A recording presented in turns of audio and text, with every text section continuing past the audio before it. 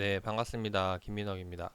자, 이번 시간에는 JC 케미칼 한번 이야기 드려볼까 하는데, 자, 지난번에 JC 케미칼 제가, 그냥 저냥, 지금 매매하기에는 조금, 이르다라고 말씀을 드렸던 이유에 대해서 좀 이야기를 드려보도록 하겠습니다.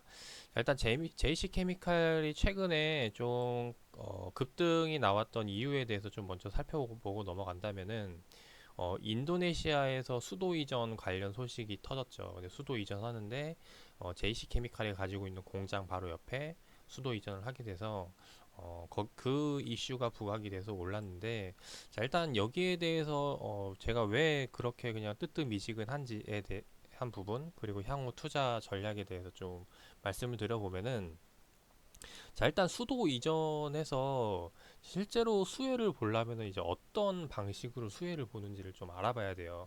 보통 우리가 일반적으로 생각하기에 수도 이전을 하게 되면 인구수가 증가를 하고, 인구수가 증가를 하게 되면 그 주변 지역 상권이 좋아져서 뭐 매출이 늘어난다던가 이런 것들을 기본적으로 들어볼 수가 있는데, 아니면 이제 상업 발달하면서. 근데 지금 JC 케미칼이 갖고 있는 공장 부지는 그런 인구 증가와는 크게 관련이 있는 사업은 아니라는 부분입니다. 물론 그 이제 뭐 인프라 형성하는 데 있어서 이제 물자 조달이라든가 이런 부분에서는 조금 어 관심 받을 수는 있겠지만은 그것도 극히 제한적이라고 보는 부분이고, 자, 그렇다면 일단 JC 케미칼이 뭐 하는 기업인지 좀 먼저 살펴보도록 할게요.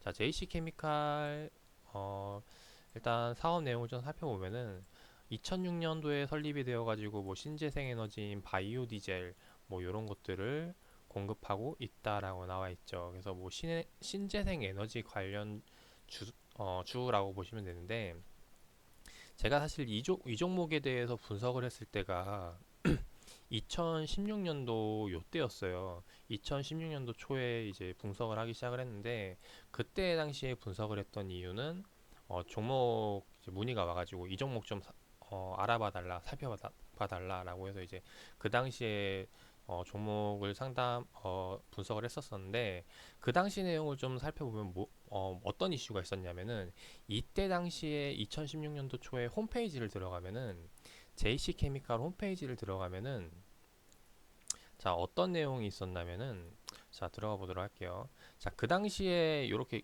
그때도 2년 전에도 이 홈페이지는 똑같이 생겼었어요. 근데 뭐가 달랐냐면은 이제 여기 있죠. 팜 플랜테이션 사업부에 들어가면은 여기가 원래는 공란이었다는 거죠.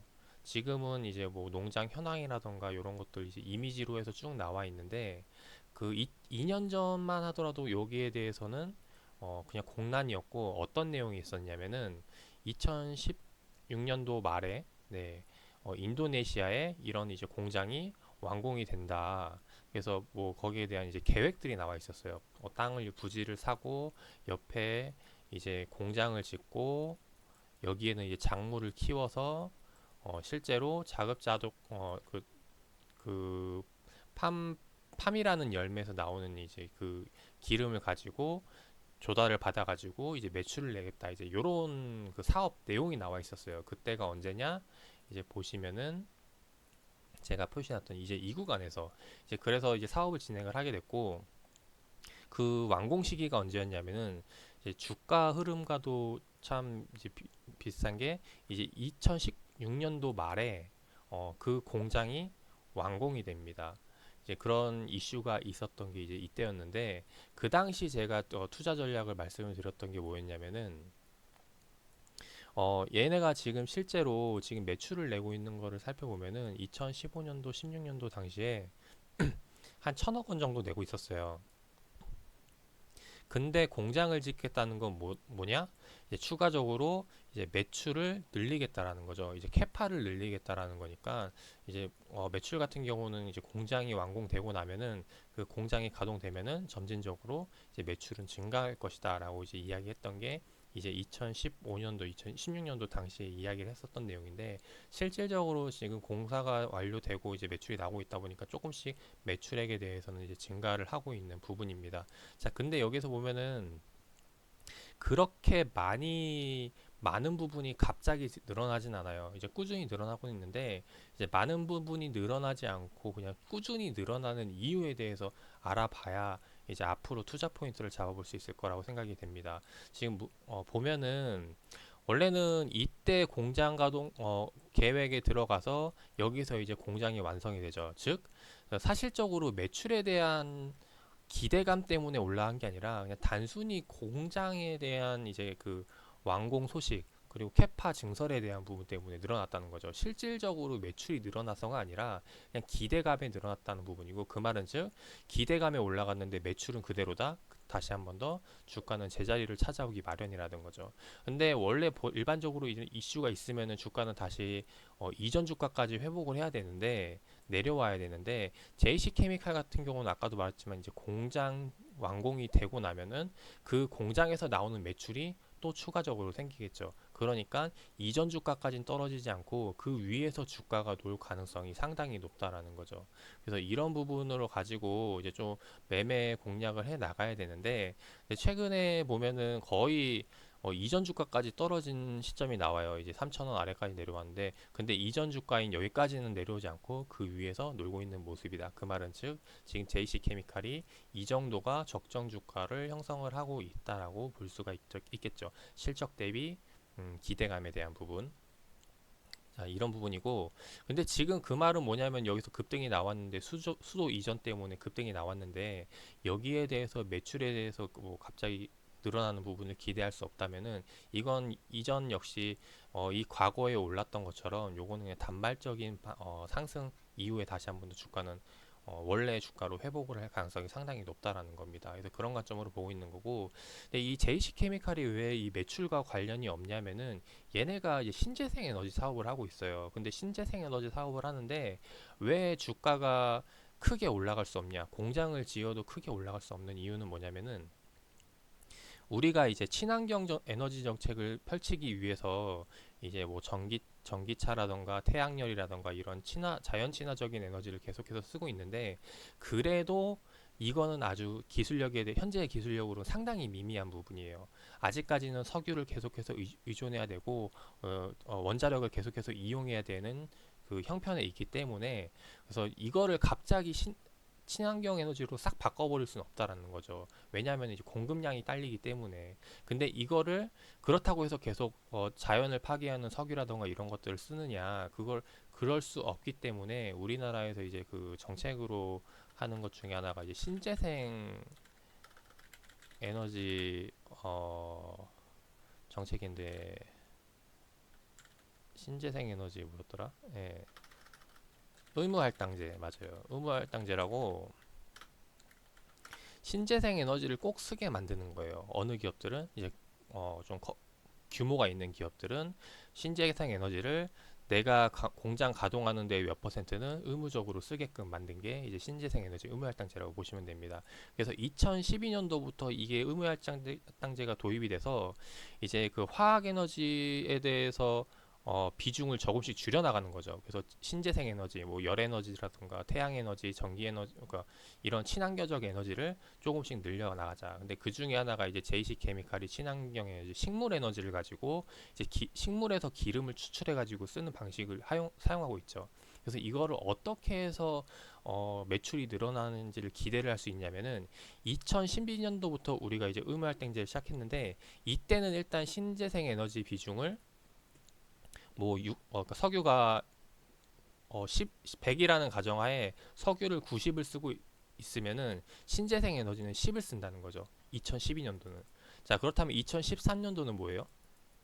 이것보다 더 많이 쓰게 한다는 거죠. 87, 석유가 87, 신재생 에너지를 뭐 13.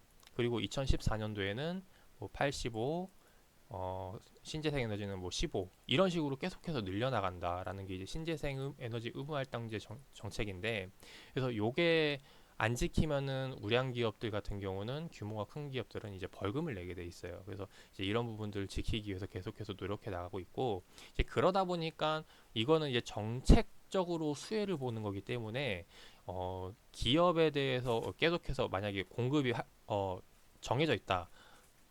내가 만약에 생산하는 공급 라인이 이 정도 정해져 있다면은 의무 할당제를 통해서 계속해서 수요량은 늘어난다는 거죠. 그래서 수요가 계속해서 늘어나기 때문에 가격 경쟁력인 측면에서 늘어날 수밖에 없고, 이제 그러다 보니까 그 2016년도에 얘네가 이제 JC 케미칼이 이제 인도에다가 이제 그 팜유를 생산하기 위해서 이제 거기에서 공장을 짓고 옆에다 이제 그 팜유 재배하는 농장을 지어가지고 직접적으로 한다는 거죠. 그래서 우리나라에서 할 수 없는 게, 왜냐면은 그런 환경적인 요인 때문에 이 인도에 나가서 하게 된 거였는데, 이게 어쩌다 보니까 그냥 수도 이전 소식에 맞아가지고 단순히 이제 급등이 나왔다라는 거예요. 그래서 자, 다시 한번 더 차트로 좀 넘어오면은,